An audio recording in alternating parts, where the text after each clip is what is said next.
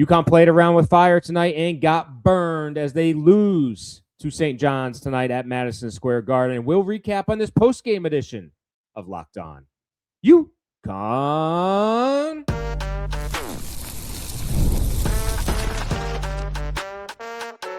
You are Locked On UConn, your daily podcast on the UConn Huskies, part of the Locked On Podcast Network, your team every day.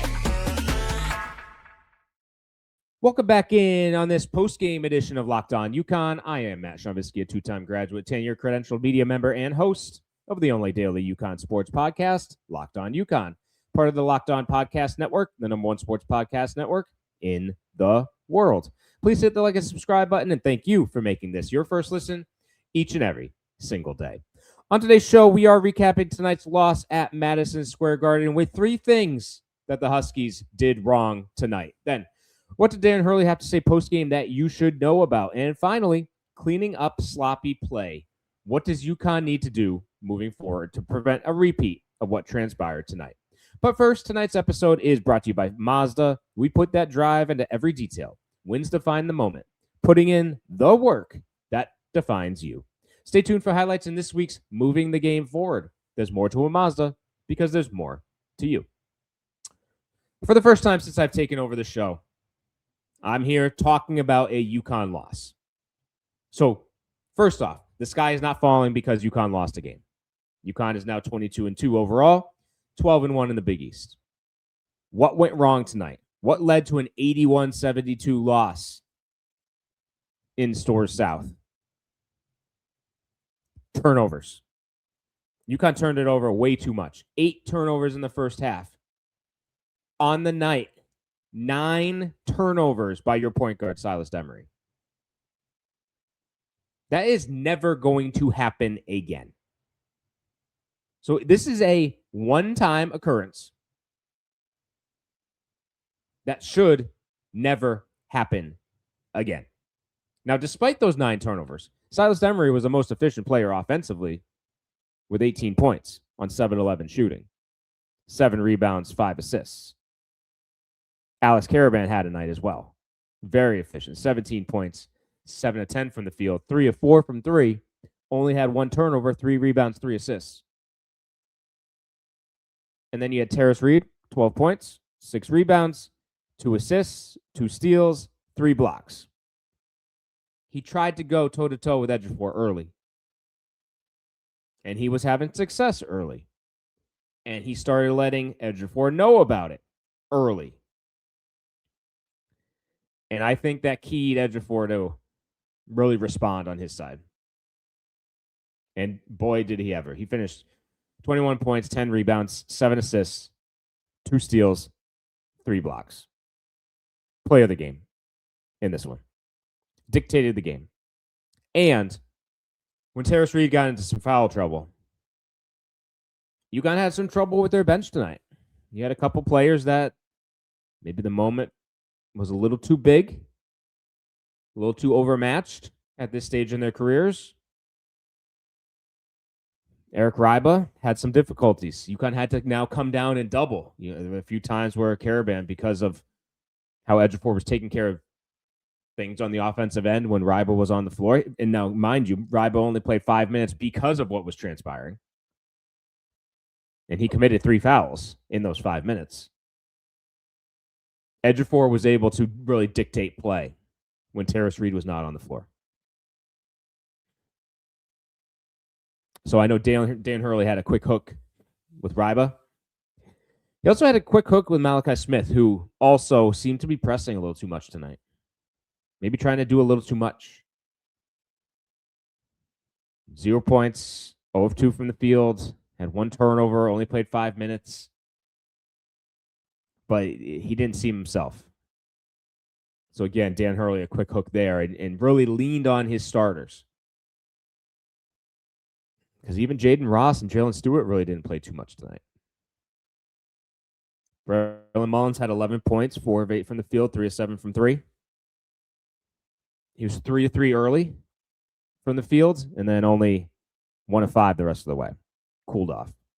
St. John's kind of got up under him a little bit, drove him off the 3-point line. made it difficult for UConn to play offensively. On the St. John's side, Dylan Mitchell had 15. Bryce Hopkins, UConn hadn't played him in almost 3 calendar years. 14 points. UConn came out of the gates it was okay early. UConn had a lead. It was 14-10, maybe 14-12 early on. And then it got sloppy. Turnovers. UConn, I thought, should have been down maybe 10 at the half. And it was a 39-39 game. And I was sitting here thinking, if UConn even plays average in the second half, what are we thinking? A double-digit win? That's what was top of mind on my side, because I was completely disappointed with how UConn performed in that first half. Now, on the night, 55% from the field, 47% from 3, 5 of 12 from the free throw line. 5 of 12. And you missed the front end of a 1-on-1 as well. Silas Demery did. He was only 3 of 6 from the free throw line. Could have had 7 attempts as well with that front end miss. So factor that in with the 9 turnovers. And I said Silas Demery was efficient. He was efficient shooting the ball from the field. But from the stripe, 3 of 7, if you factor in the missed 1-on-1. And then the 9 turnovers, as the Huskies committed 15 overall in the night. St. John's only had 10. UConn averages 11 a game. So they were feeling the pressure. St. John's pressed almost the entire game. And the struggles to get the ball in bounds. My, oh my. That's got to be fixed. And that will be fixed. I know it will be fixed. I know Demery got a little frustrated there at the end. Asked for Terrace Reed to come on back more from half court. Create a passing lane. Help him get the ball in bounds. UConn will clean it up. Dan Hurley will clean it up. And this team, I really didn't see the UConn team of this season until it was 60-49. And then finally, you saw some urgency. You saw some pressure. You saw turning St. John's over. And very quickly, UConn got right back in that game. A quick 6-0 run, timeout, Rick Pitino. Garden was rocking. UConn going. They cut into it even further, but then never was really able to get over the hump. Due to turnovers, due to missed free throws, and due to Ejiofor dominating. He stepped out and hit his only 3 of the day. That right there was one of the backbreakers. And then Dylan Darling off the bench came in. He seemed to be one of those go-to point guards down the stretch, right? Only played 21 minutes, had 9 points, but he had that big 3 as well. So those 2 threes, Ejiofor and Darling, I think those were differences for sure. I like the edginess of this team. I think they were doing a little too much talking for my liking. If you're going to be talking, you better be sure to back it up with your play and make sure you win games. Terrace Reed, Silas Demery. Loved the poster that Demery put on Ejiofor. That drive was huge. That was part of that run, cutting that deficit there late in the second half. And you thought, man, UConn's got all the momentum going. And then the referee stopped it to say, hey, knock it off. Like, let the game go. Let the game go. Let the game flow. Let the game play out. Nobody was getting aggressive or anything. They're just talking. I didn't like some of the whistles down the stretch. But overall, listen, you can't turn the ball over like they did. You can't miss free throws like they did. And you can't put yourself in an 11-point deficit on the road at MSG in front of a St. John's crowd that's foaming at the mouth for a marquee win on the year. And that's a situation that UConn put themselves in. And hence why UConn is now 12-1 in conference play. The world is not falling. The sky is not falling. The world is not ending. UConn will come back. UConn will recover. And the Huskies get a great matchup at home in Hartford against St. John's in a couple Fridays. See if they can return the favor to St. John's. After the break, we will be talking about what did Dan Hurley have to say post-game, and we will do that after this.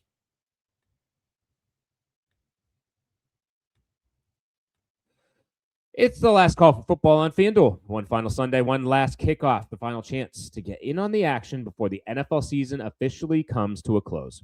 This is Super Bowl 60, and for those of us here in New England, the Patriots and Seahawks is a matchup we've been waiting for a couple of weeks. And FanDuel is making sure you're right in the middle of it with a special offer just in time for the biggest game of the year. Whether you're backing the favorite, riding with the underdog, or building one last same-game parlay, this is the game everyone's been waiting for. This is where predictions turn into plays, stats turn into storylines, and every snap feels bigger. It's the perfect way to cap off the season and make the Super Bowl even more exciting from kickoff to the final whistle. If you're a new customer, bet just $5 and get $200 in bonus bets if you win. Make it count, because after the Super Bowl, the season is over. Last call for football on FanDuel, an official sportsbook partner of Super Bowl 60. Visit FanDuel.com to get started. Again, FanDuel.com to get started. Back in on this Locked On UConn postgame edition, and Dan Hurley met with the media not too long ago. Was there for 10 minutes and talked about tonight's loss. Key things, exactly what we just recapped. Plus one. Talked about turnovers, killing them. Taking care of the ball, not doing that tonight, and rebounding. So on the rebounding side, UConn was out rebounded 32-26. It was a thing on Thursday night heading into this game that Dan Hurley was concerned about. And they did get dominated on the glass. They got out rebounded on the glass. I wouldn't say margin of 6 rebounds is dominated on the glass. I will just say they got out rebounded tonight. And that speaks to the effort and what St. John's did to UConn. Additionally, the turnovers. He talked about Silas Demery and how it was a roller coaster ride. He went from making incredible plays to not really being prepared for how they were going to attack the ball from him when he was bringing it up the court. 9 turnovers, like I said, early on. Dan Hurley did say you did see the difference, though, in terms of from when we played St. John's a year ago. And how last year, every time they were trying to get into their offense against St. John's, they were on this, say, merry-go-round on the perimeter because UConn really couldn't get into what they wanted to do offensively because they didn't have a point guard that could dictate what they wanted to do offensively. And how Silas was able to get into the paint and penetrate all night long. The key thing, though, that Hurley said, maybe they didn't really prepare him the right way for how St. John's was going to attack the ball and how we were a little too loose with the ball in our hands. On the pressure piece, Darren Hurley said, yes, they did make it hard to inbound the ball, but he thought that UConn handled it pretty well. And that really the turnovers tonight weren't because of St. John's pressure. It was more because we weren't strong with the ball in our hands. And that, at the end, his last statement was, we kind of lost our bleeping mind a bit. And he talked about St. John's, how being able to pressure all night the way they did and not foul and do it without losing things on the other side of the floor, how great a shape you need to be in to be able to execute that way. But in the end, he was happy with how UConn handled offensively. 55% from the field, 47% from 3, which we talked about in the first segment. One thing that we did not call out in the first segment, St. John's was at the line 31 times tonight. And UConn only got their 12 and only made 5 of their 12 attempts. UConn was minus 17 from the line in a 9-point game.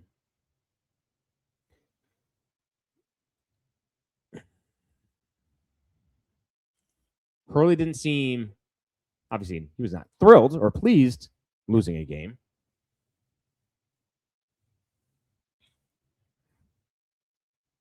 But listen, he understands the situation. He understands they went into an environment tonight at Madison Square Garden that, hey, it was a St. John's home game. It felt like a St. John's home game. And to be able to deal with that and to deal with the pressure that they were going to face, and to deal with the intensity and the fire that St. John's was going to come out with on their home court, where their fans showed up and probably outnumbered UConn tonight, I don't think Dan Hurley is completely distraught with tonight's loss.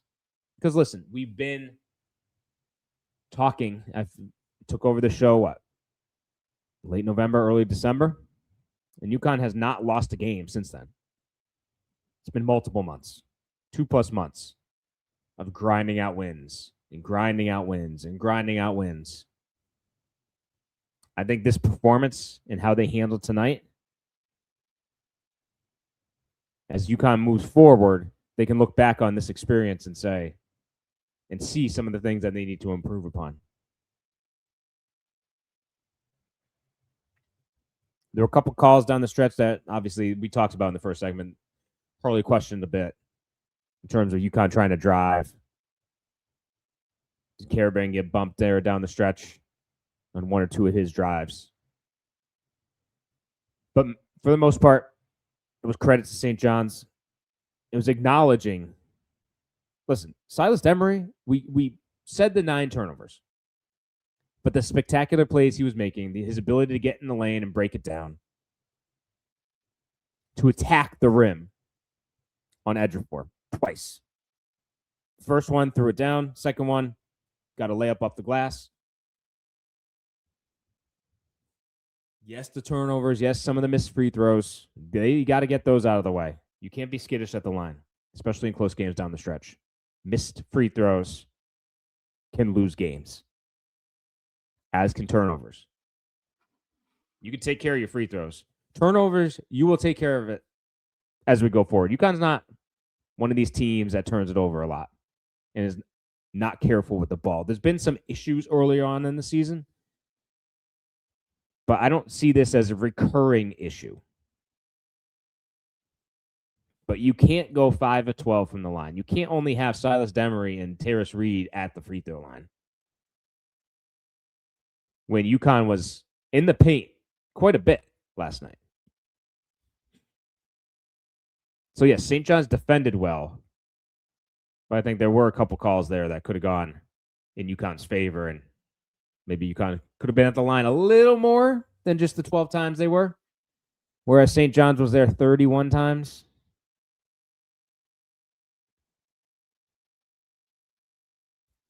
So that was what Dan Hurley thought of tonight's loss. On the other side, how can UConn clean up the sloppy play? And what do they need to do moving forward? We'll be back.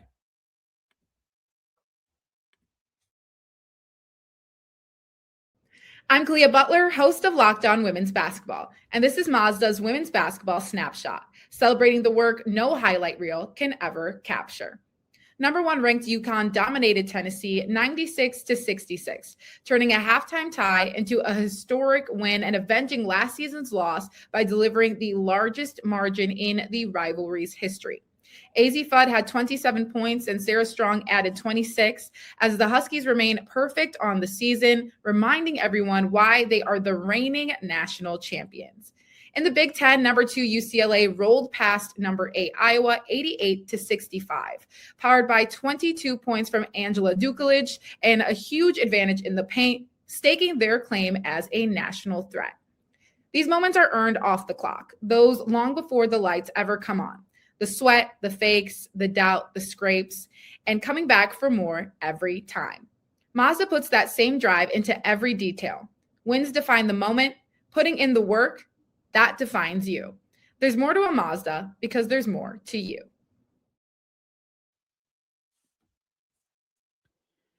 Back in on this post-game edition of Locked On UConn, and we are looking forward. Not just from a cleaning up the sloppy play perspective, but also what's UConn got left here? Basically in the regular season, we were going to look forward ahead to the remaining schedule here in February and how UConn can improve and build off of tonight's performance. There's only one game in early March, and then it's Big East tournament time. So first and foremost, sloppy play. What do they got to do? Just be themselves. Don't press over this. It's a one-time occurrence. St. John's is a unique team in terms of the way they apply pressure to the ball. You're not going to face this type of defense, this type of pressure, I don't think, from anyone else in the country. I think it's a Rick Pitino type style of play where he has his team playing a certain way. And listen, did it dictate? Did it impact tonight's game? It did. Did UConn turn it over because of the pressure that they were doing full court? I think one does lead to the other.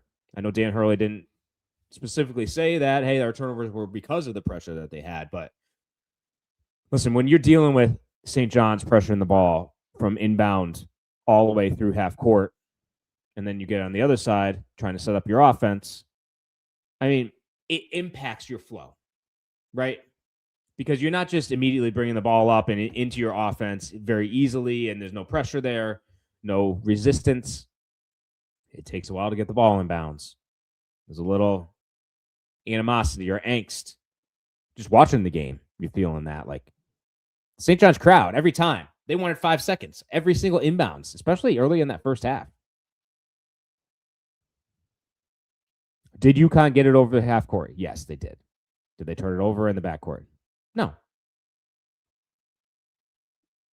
But it delays the start of your offense, and it certainly impacts what you're able to do offensively with that pressure.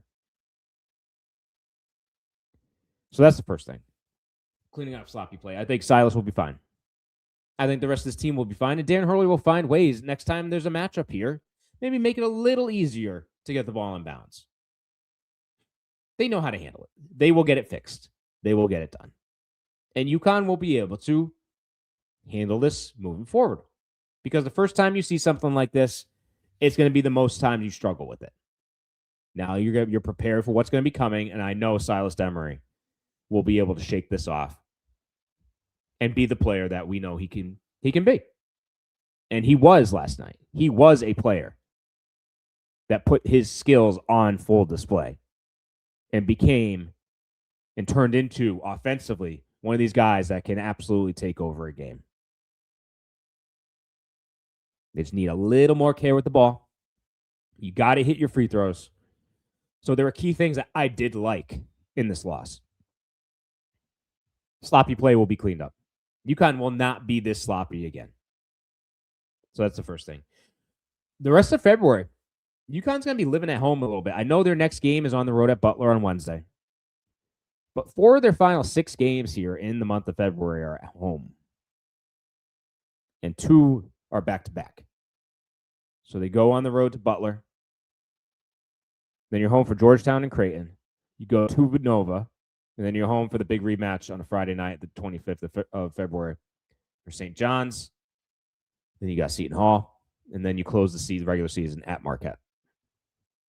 So a stretch here that UConn's got a little time between Friday to Wednesday, going back on the road to Butler. And then you're really living at home rest of the month, outside of one trip to Philadelphia. So it's a stretch here that I think UConn can put some wins together. Are they really going to get challenged here over the next couple of games? At Butler, Georgetown, Creighton at home. Maybe at Villanova. Then you got St. John's. And then close the year, Seton Hall, and then at Marquette. So I think it's a stretch that's very favorable for UConn to come off of this loss, get back to their winning ways, put some wins together, and be ready for the trip to Villanova and for St. John's at home.